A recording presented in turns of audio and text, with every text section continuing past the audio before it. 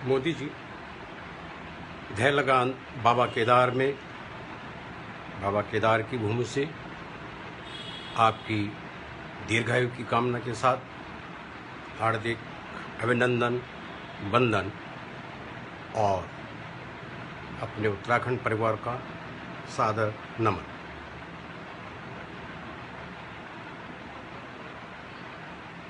माननीय प्रधानमंत्री जी, आप एक विषय पे मन की बात करते हैं और वो हम 130 करोड़ भारतीयों को समझ आ जाती है। लेकिन दुर्भाग्य देखिए कि हमारी उत्तराखंड सरकार को, जबकि सिर्फ सरकार तक बात पहुंचाने की कोशिश कर रहे हैं आपके माध्यम से बाबा केदार को साक्षी मानकर, एक ही विषय दो बार आपके संज्ञान में लाना पड़ रहा है।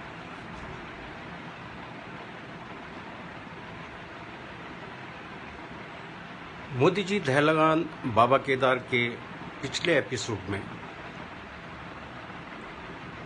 हम शिक्षा पे, बदहाल शिक्षा पे, उत्तराखंड की बदहाल शिक्षा पे धामी सरकार का ध्यान आकर्षित कर चुके हैं। निवेदन ये था कि जो शिक्षा के लिए पलायन हो रहा है वो न पिछली सरकार में हमारे शिक्षा मंत्री महोदय जान पाए, न शिक्षा विभाग जान पाया, और लगता है कि इस कार्यकाल में भी उनके संज्ञान में ये बात नहीं है।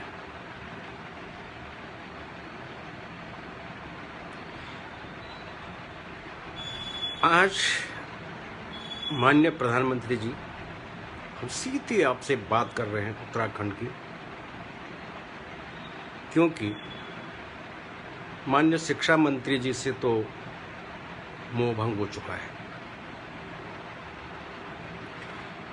पहले आपको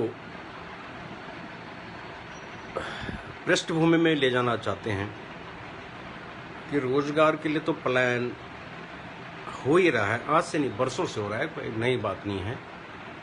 लेकिन अब जो है शिक्षा के लिए भी पलायन बदस्तूर जारी है। कारण बताए थे और आपके जो हमारी धामी सरकार है, इनके मंत्रालय को भी अच्छी तरह पता है। कारण है शिक्षा नीति डामाडोल। अध्यापक को सिर्फ अपने वेतन से मतलब है, पढ़ाई से कोई सरोकार नहीं है। 70 और 80 किलोमीटर की यात्रा करके शिक्षक शिक्षिकाएं विद्यालय पहुंच रही हैं,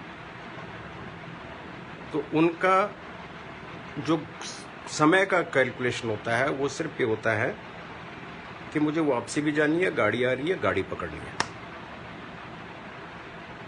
शिक्षा व्यवस्था चौपट। दूसरा मुख्य कारण अंग्रेजी शिक्षा के प्रति अभिभावकों का मोह।